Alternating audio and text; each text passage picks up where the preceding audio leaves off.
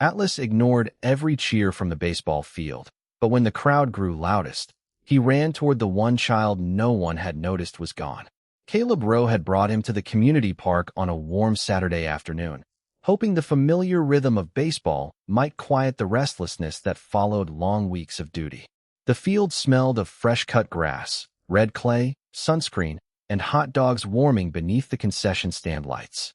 Parents filled the aluminum bleachers. Children leaned against the chain-link fence with gloves tucked beneath their arms. An old speaker crackled above home plate as the announcer called the final inning. Caleb stood near the end of the first base line, a white Marine in his mid-30s wearing jeans, worn boots, and an olive shirt with the sleeves pushed to his forearms. Atlas rested beside him, black and tan coat shining in the late sun, amber eyes moving calmly through the crowd. Then the batter connected. The ball rose high toward left field, and the entire park erupted. Metal bleachers shook. Hands clapped. Someone rang a cowbell near the dugout. Caleb smiled and glanced toward Atlas, expecting the German shepherd to remain where he was.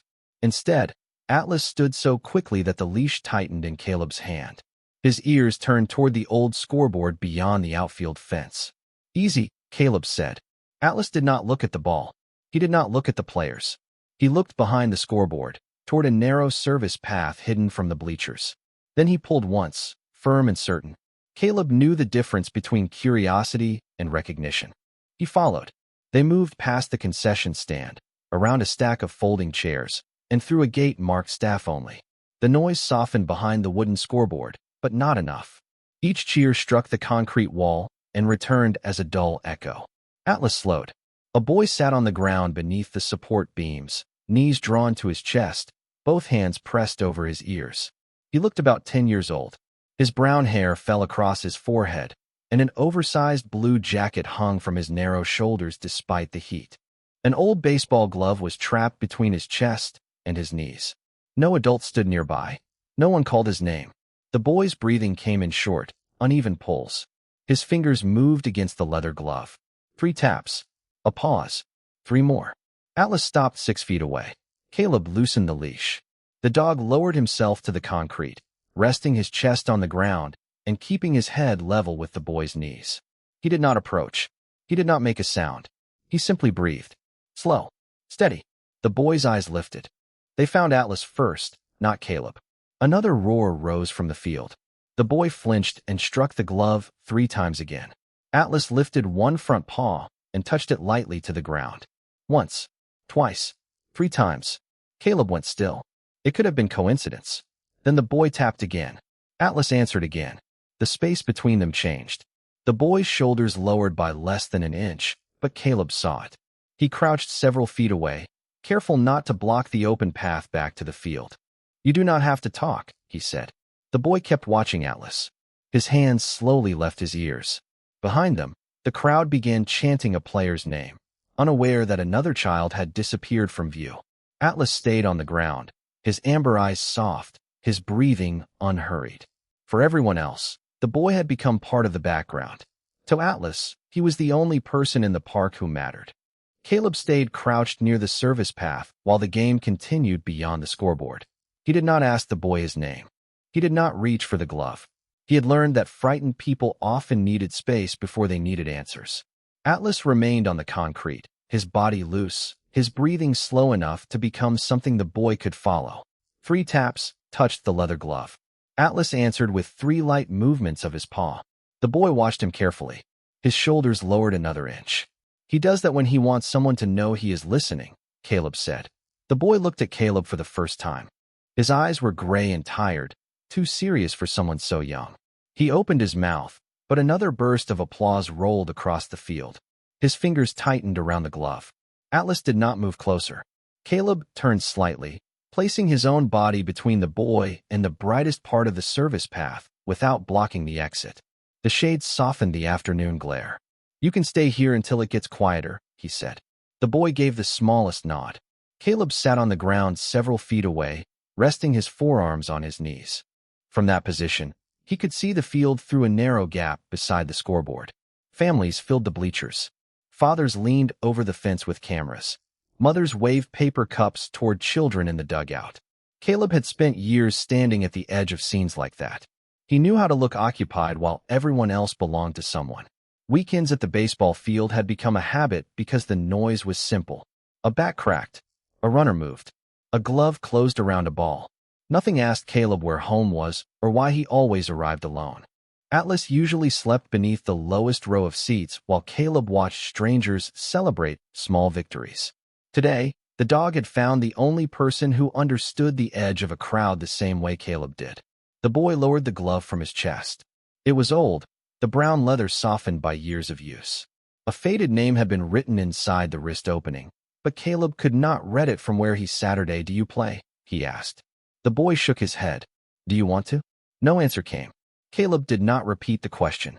Atlas shifted onto one side, exposing his chest and letting out a long breath. The boy studied him, then copied the exhale. Once, then again. The rhythm of his breathing began to even out. A man wearing a bright yellow staff shirt appeared at the end of the service path. He carried a ring of keys and looked irritated before he noticed Caleb. This area is not open to spectators, he called. The boy immediately pulled the glove back against his chest. Atlas raised his head. Caleb stood slowly. He needed somewhere quiet. The staff member looked at the boy. He has been told before not to come behind the scoreboard. The boy stared at the ground. You know him? Caleb asked. I have seen him around. He slips through gates, sits where he should not, and never answers when anyone talks to him. The words were not cruel, but they were careless. Caleb recognized the difference. Atlas rose and stepped between the boy and the approaching man, then sat with his back toward the child. No growl, no tension, just a calm wall of black and tan fur. The staff member stopped. Caleb noticed a paper corner sticking from the boy's jacket pocket. It was folded several times, worn white along the edges. Is that yours? Caleb asked gently. The boy hesitated, then pulled it free. It was a youth baseball registration form. The deadline had passed 3 weeks earlier. Most of the page was blank, but one line had been completed in careful handwriting. Player name, Noah Cole. Caleb looked at the old glove again.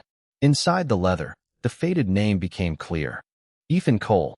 The name inside the glove changed the way Caleb saw the boy. Ethan Cole was not a stranger. Caleb had known him years earlier through a Marine support unit that helped organize community events near the base. Ethan had been the kind of man who remembered every child's name and stayed after everyone else left to drag the field smooth. He had talked often about teaching his son to throw a baseball, always saying he would wait until the boy was ready. Caleb looked at Noah, then at the worn registration form trembling slightly in his hand. Your father was Ethan Cole, Caleb said. Noah's eyes lifted. The staff member in the yellow shirt stopped beside them, his irritation fading. You knew my dad? Noah asked.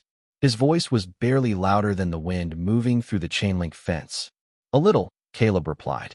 He helped here. He cared about this field. Noah looked toward the game, but did not move closer. The final inning had ended.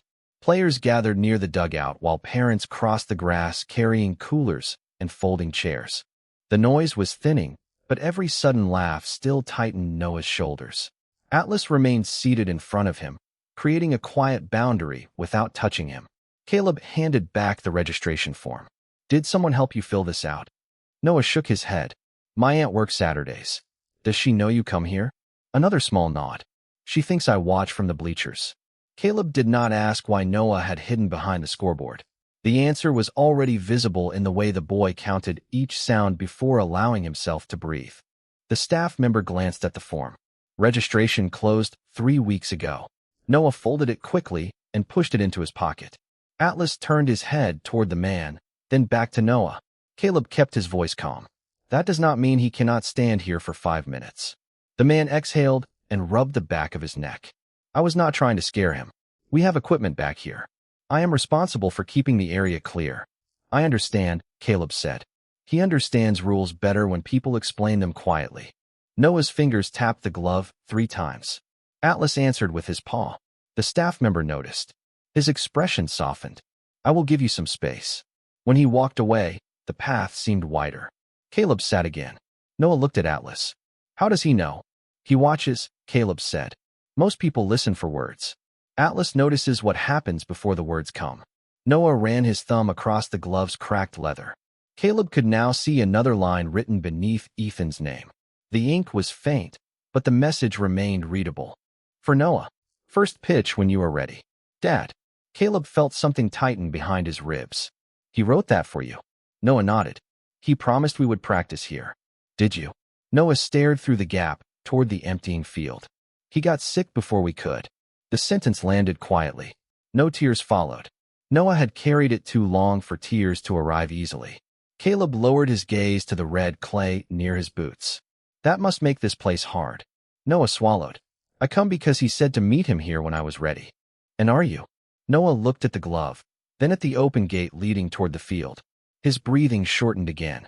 Atlas rose, stepped closer, and placed one paw gently on the edge of the glove. 3 soft taps followed.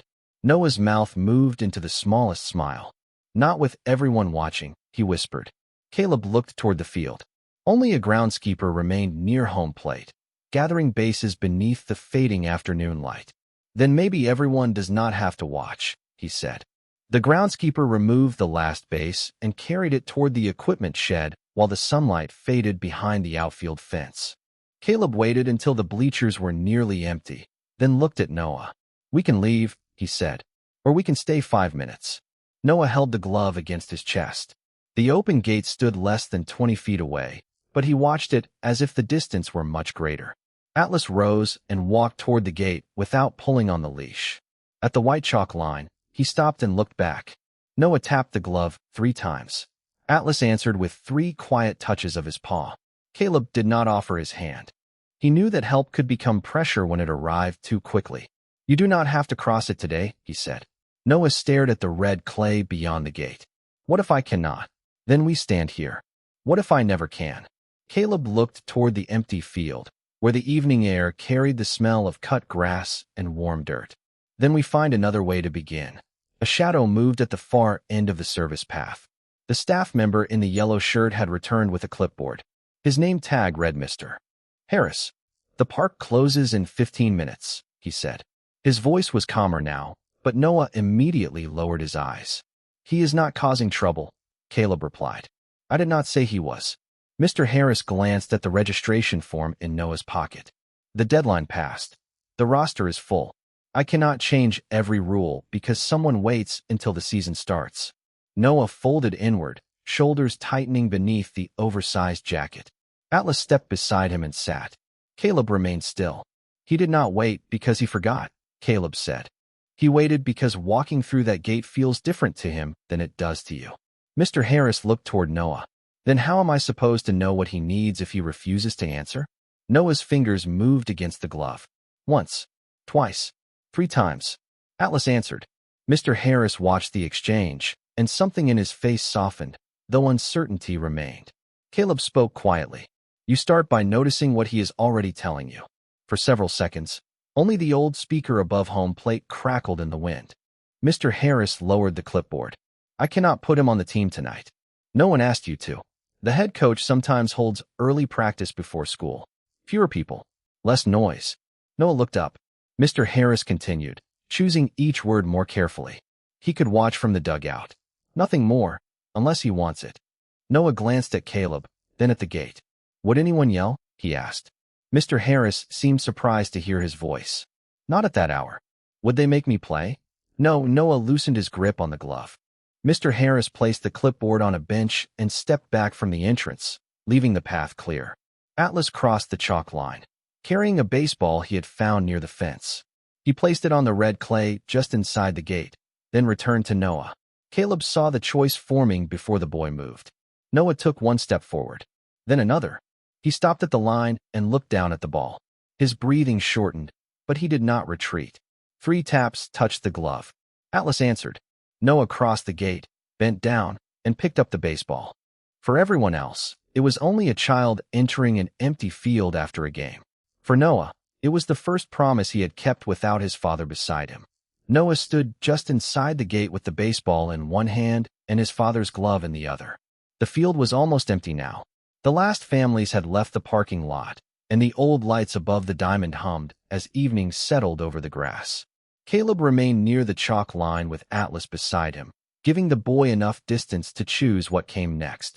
Mr. Harris gathered his clipboard and moved toward the equipment shed without another word. Noah looked toward the pitcher's mound. He said we would start there, he whispered. Caleb followed his gaze. Then we do not have to start there. Noah frowned slightly. But that is where pitchers stand. You are not trying out tonight. Caleb stepped onto the field and stopped about 15 feet away. You are only throwing one ball. Atlas walked between them and sat on the red clay. Noah tightened his fingers around the baseball. His breathing grew shallow again. 3 taps sounded against the glove. Atlas raised one paw and touched the ground 3 times. Caleb kept his voice low. No one is keeping score. Noah drew his arm back, but the motion stopped halfway. He lowered the ball. My dad said your feet have to point the right way. He was right. I do not remember how.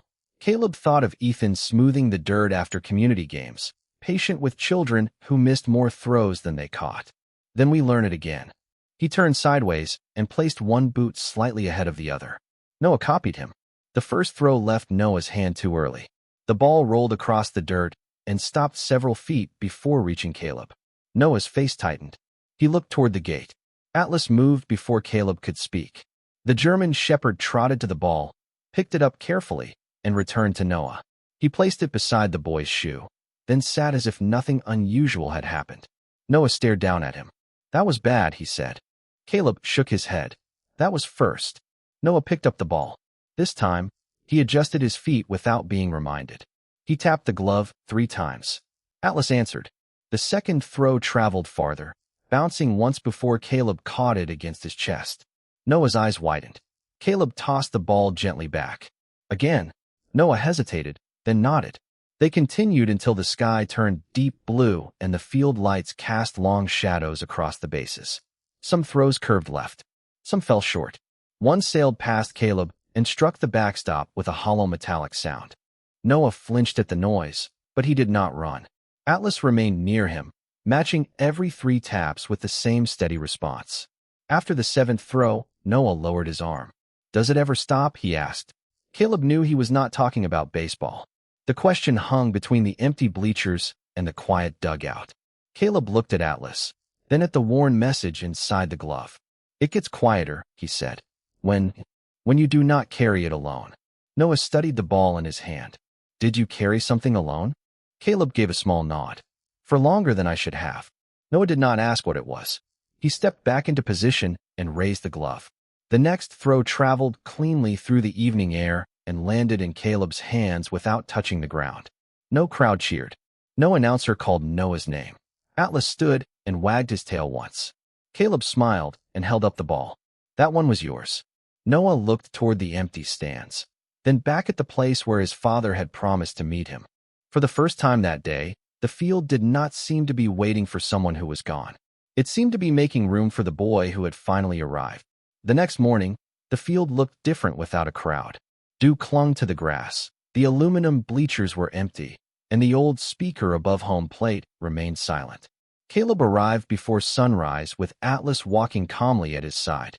Noah was already waiting outside the gate, wearing the same oversized blue jacket and holding his father's glove against his chest. His aunt stood near the parking lot in hospital scrubs, one hand wrapped around a paper cup of coffee. She looked tired, but grateful. He talked about yesterday all night, she said quietly. Noah lowered his eyes. Caleb did not mention it. The coach said we could watch, he told him. Nothing more unless you choose it. Noah nodded, but his fingers had already begun tapping against the glove. 3 times. Atlas answered with one paw against the pavement. The gate opened with a soft metallic creak. Inside, 5 players stretched along the first base line, while Coach Miller arranged baseballs in a bucket. He was a broad man with gray at his temples and the careful manner of someone who had spent years teaching children without embarrassing them. When he saw Noah, he did not wave or call attention to him. He simply pointed toward an empty place in the dugout. You can sit there, he said. Noah took 1 step forward, then stopped. The smell of red clay and fresh-cut grass drifted through the opening. A bat struck a practice ball near home plate. The sound echoed across the quiet field. Noah's shoulders rose. Caleb remained beside him. We can leave, he said. Noah looked at the dugout, then at Atlas. The German shepherd walked through the gate, crossed the chalk line, and placed a baseball just inside the field. Then he returned to Noah and sat. Noah stared at the ball. His breathing came faster. 3 taps touched the glove. Atlas answered. Do I have to go in? Noah asked.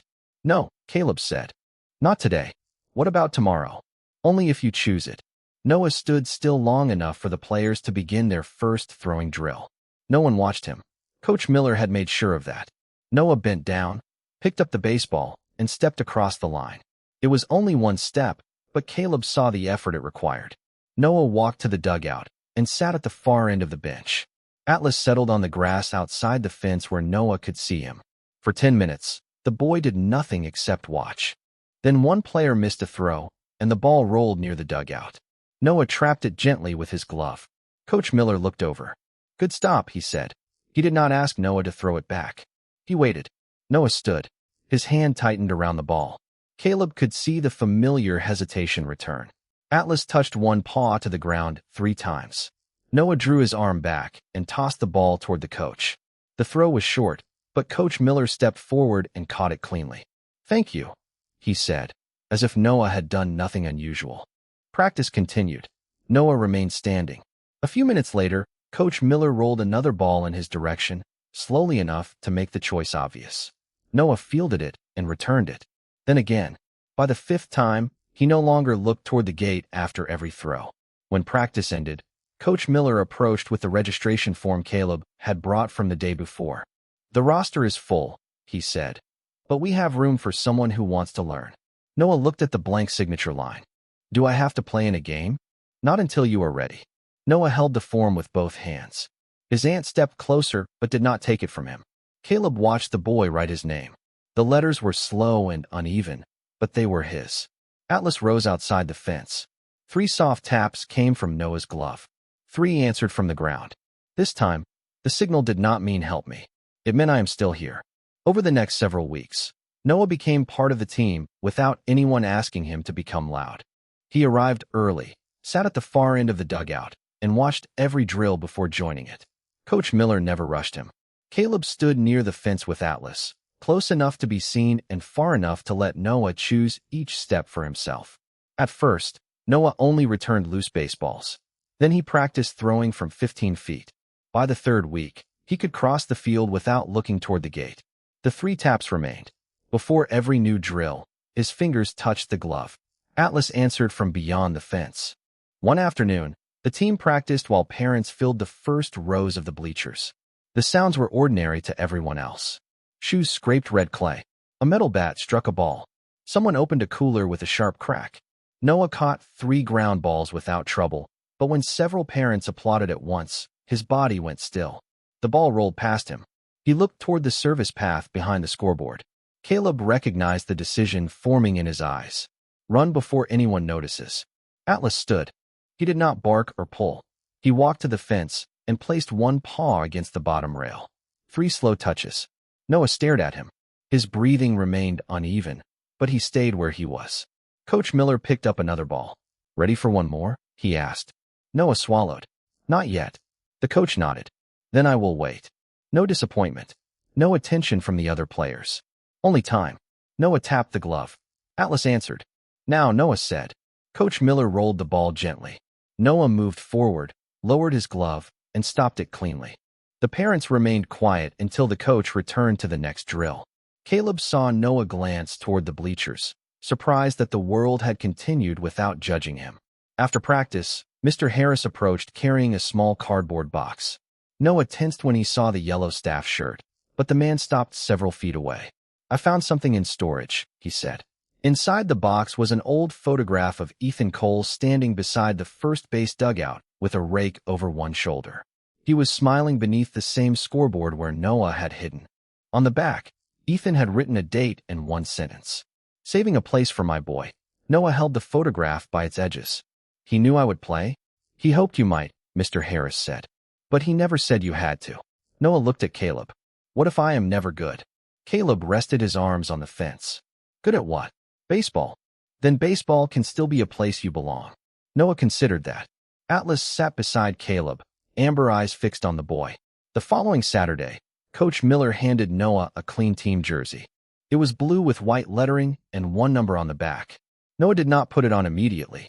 He ran his thumb across the fabric, then looked toward his aunt in the bleachers. She had come straight from work, still wearing hospital scrubs beneath a light jacket. Her eyes shone, but she did not call his name. She understood that love could be present without becoming noise. Noah pulled the jersey over his shirt. Coach Miller pointed toward right field. Only warm-ups today. Noah nodded. At the gate, he paused. The field was brighter than before, the voices louder, the distance to right field nearly 200 feet. Atlas touched the ground 3 times. Noah answered against the glove. Then he crossed the chalk line alone. Caleb stayed behind the fence. Noah did not look back until he reached the grass. When he finally turned, Caleb gave one small nod. Atlas remained still. Neither of them followed. The next part belonged to Noah. Noah's first game came on a clear Saturday morning when sunlight flashed across the aluminum bleachers and the smell of fresh grass drifted over the red clay. He wore the blue jersey beneath his oversized jacket until Coach Miller quietly told him it was time to warm up. Caleb stood near the third base fence with Atlas sitting beside him. Noah's aunt had taken a seat several rows above them, still tired from an overnight shift, but smiling whenever Noah looked her way. The field was louder than practice. Cleats struck the dugout floor. Parents unfolded chairs. The old speaker crackled while the announcer tested the microphone. Noah stopped near the gate. His fingers pressed 3 times against his father's glove. Atlas answered with 3 gentle touches of one paw against the ground. Noah breathed in, crossed the chalk line, and joined his teammates. Coach Miller placed him in right field for the first inning. Nothing came near him at first. Noah stood with his glove ready, shifting his weight the way Caleb had taught him. Then a batter sent a slow ground ball across the grass. Noah moved toward it, lowered his glove, and trapped it cleanly. For 1 second, he froze. The runner was already moving toward first base. Coach Miller did not shout. He only raised one hand and pointed. Noah remembered. He threw. The ball bounced once before reaching the first baseman, but it arrived in time. The crowd applauded. The sound rose quickly, filling the open field. Noah's shoulders tightened. His eyes moved toward the scoreboard and the narrow path behind it. Caleb saw the old instinct return. Atlas stood at the fence. 3 taps. Slow. Steady. Noah looked at him. His breathing shortened, then settled. He did not run. He turned back toward right field and lifted his glove. The inning continued. When Noah came to bat, he waited near the dugout steps with both hands wrapped around the bat. His name sounded strange through the speaker, louder than he had ever heard it. Now batting, number 12, Noah Cole. Every face seemed to turn toward him. He stopped. Coach Miller stepped beside the doorway but did not touch him. "You can take 1 pitch," he said. "That is all." Noah looked toward Caleb. Caleb remained behind the fence, one hand resting on Atlas's collar. He gave no signal. The choice belonged to the boy. Noah tapped the bat handle 3 times. Atlas answered. Then Noah walked to home plate. He set his feet, raised the bat, and watched the first pitch pass. The umpire called a strike. Noah did not flinch. The second pitch came lower. He swung too late and missed. A few voices rose from the bleachers, but no one laughed. Caleb could see Noah counting his breath. 1, 2, 3. The third pitch traveled slowly across the plate. Noah swung. The bat met the ball with a soft wooden crack. It rolled toward second base. Noah stood still for half a heartbeat, surprised by the sound, then ran. His helmet shifted above his eyes as he reached first base safely. His teammates cheered from the dugout. This time, the noise did not send him toward the exit. Noah stood on the base, chest rising beneath the blue jersey, and looked toward Atlas. 3 taps touched the side of his glove. Atlas answered from the fence. Caleb saw the difference immediately. The signal no longer meant stay with me because I am afraid. It meant look at me because I made it here. When the inning ended, Noah returned to the dugout carrying the baseball Coach Miller had saved from his first hit. He held it beside his father's glove, then sat among the other players instead of at the far end of the bench. No one made a speech. No one treated him like a miracle. A teammate offered him a cup of water, and Noah accepted it. Across the field, Caleb lowered his hand from Atlas's collar.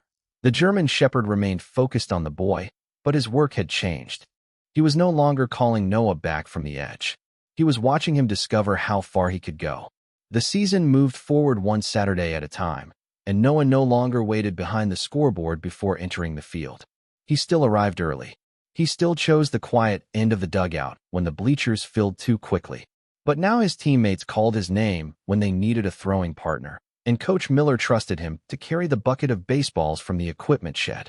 Caleb watched these changes from beyond the fence with Atlas beside him. Nothing happened all at once. That was what made it real.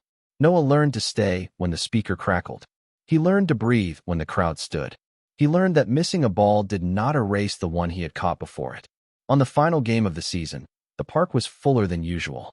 Families crowded the aluminum benches beneath a bright blue sky. Paper pennants moved in the warm breeze, and the concession stand sent the smell of popcorn and grilled hot dogs across the infield. Noah wore his father's glove and the blue jersey marked with number 12. His aunt sat in the front row, wearing ordinary clothes instead of hospital scrubs for the first time Caleb had seen. Mr. Harris stood near the gate with his yellow staffed shirt tucked neatly into his jeans. Even the old groundskeeper had stopped working to watch. During the last inning, Coach Miller called Noah to the pitcher's mound. The team was not depending on him to win. The score was already settled. This was something quieter. Noah had asked for one pitch from the place his father had promised they would begin. He walked across the red clay holding the baseball in his right hand. The field seemed to widen around him. Voices softened in the stands. Caleb felt Noah searching for the familiar escape beyond the scoreboard, but the boy did not turn toward it. He looked toward Atlas instead. The German shepherd sat at the fence, black and tan coat bright beneath the afternoon sun, amber eyes fixed on the mound. Noah pressed 3 fingers against the leather of his glove. Once, twice, 3 times. Atlas lifted one paw and answered with the same steady rhythm. Noah set his feet. He drew one breath. Then he threw. The baseball traveled in a clean white line and settled into the catcher's glove with a sharp, certain sound. For one heartbeat, the field remained silent. Then the announcer spoke through the old speaker. That pitch belongs to Noah Cole. The crowd rose. Applause rolled across the diamond, louder than the sound that had once driven Noah behind the scoreboard. His shoulders tightened, but he stayed on the mound. He looked at the faces around him. Coach Miller, his aunt, his teammates, Caleb, Atlas. People were not merely looking in his direction. They were seeing him. Noah tapped his glove 3 times again. Atlas answered. This time, Noah smiled before the dog finished. After the game, he crossed the field while families gathered near the dugout. He did not hurry away from the noise. He walked directly to Atlas, knelt, and rested his forehead against the German shepherd's head. Atlas remained perfectly still. Caleb stood a few feet behind them, leaving the moment where it belonged. Noah looked up. He knew before anyone else, he said. Caleb glanced at Atlas. He noticed before anyone else. Noah considered the difference, then nodded. Behind them, Coach Miller called the players together for a team photograph. Noah rose and joined them without being asked twice. Atlas sat beside Caleb as the camera lifted. At the last second, Noah waved them closer. Caleb stepped onto the grass with Atlas beside him. The photograph captured no championship and no perfect season. It held something smaller and harder to earn. A quiet boy standing where everyone could see him, beside the dog who had listened before he ever found the words.